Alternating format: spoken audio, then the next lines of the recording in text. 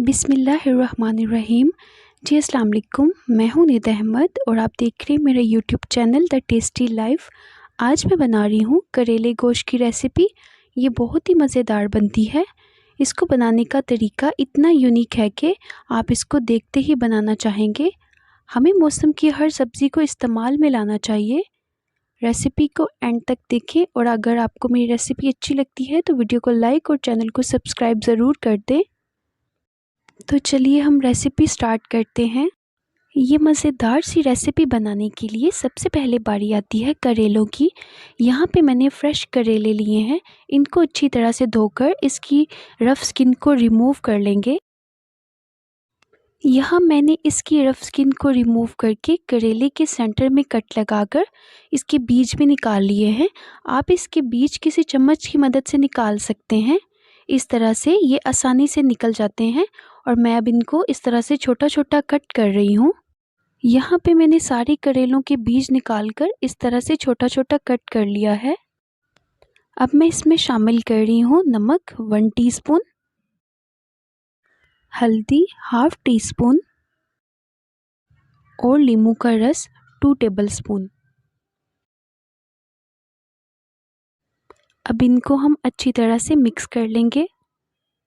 वैसे तो नमक और हल्दी से भी इन करेलों की कड़वाहट ख़त्म हो जाती है, लेकिन मैं नींबू का रस इसीलिए शामिल कर रही हूँ कि बची कुची कड़वाहट भी चली जाए। यहाँ पे मैंने इनको अच्छी तरह से मिक्स कर लिया है। अब हम इनको 10 से 15 मिनट के लिए ऐसे ही छोड़ देंगे। अब एक कढ़ाई लेंगे और उसमें मैं शामिल कर रही हूँ 1 कप कुकिंग ऑयल। अब इसमें मैं शामिल कर रही हूँ करेले।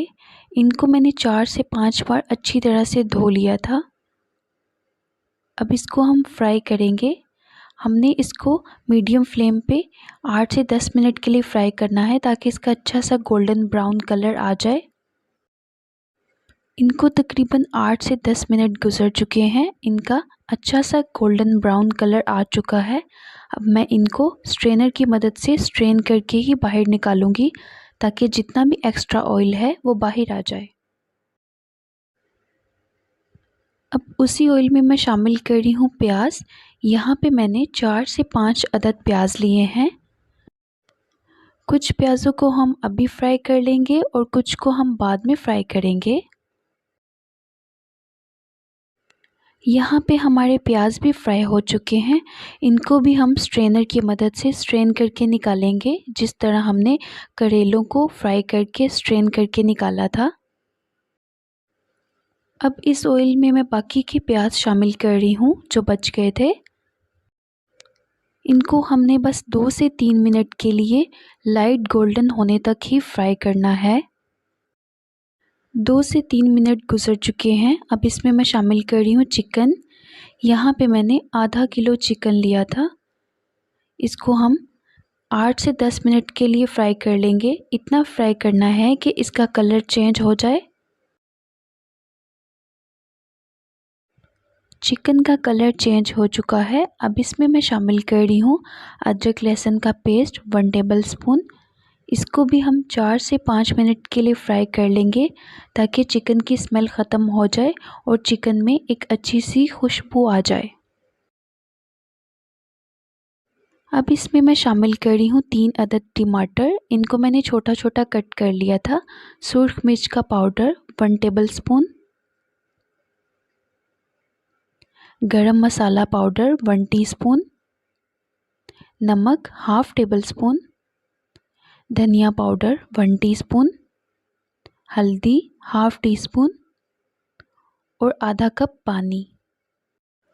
अब इन मसालों को, टमाटरों को अच्छी तरह से हम मिक्स कर लेंगे। पानी मैंने इसीलिए शामिल किया है ताकि जो हमने मसाले शामिल किए हैं वो जले नहीं। अब इसको हम कवर करके 10 से 15 मिनट के लिए छोड़ देंगे ताकि हमारा चिकन गल जाए। तकरीबन 10 से 15 मिनट गुजर चुके हैं। हमारा जो चिकन है वो अच्छी तरह से गल चुका है। अब इसमें मैं शामिल कर रही हूँ फ्राई किए हुए करेले। इसको भी हम अच्छी तरह से मिक्स कर लेंगे। इन फ्राई किए हुए प्याज को भी हम अच्छी तरह से मिक्स कर लेंगे। अब इसमें मैं शामिल कर रही हूँ सब्ज़ मिर्चें। इसको मैं अब दम लगा दूँगी 3 से 4 मिनट के लिए, ताकि सारी सब्जियां अच्छी तरह से पक जाएं।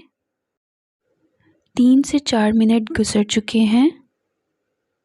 हमारा करेले गोश्त का सालन अब रेडी है। लास्ट में मैं इसमें शामिल कर रही हूँ कटा हुआ धनिया। इसको अब हम डिश आउट कर लेंगे। इसको आप नान के साथ, रोटी के साथ, पराठे के साथ और चावल के साथ सर्व कर सकते हैं। उम्मीद करती हूँ कि आपको मेरी रेसिपी ज़रूर पसंद आई होगी। अगर आपको मेरी रेसिपीज़ अच्छी लगती हैं तो वीडियो को लाइक और चैनल को सब्सक्राइब ज़रूर कर दिया करें।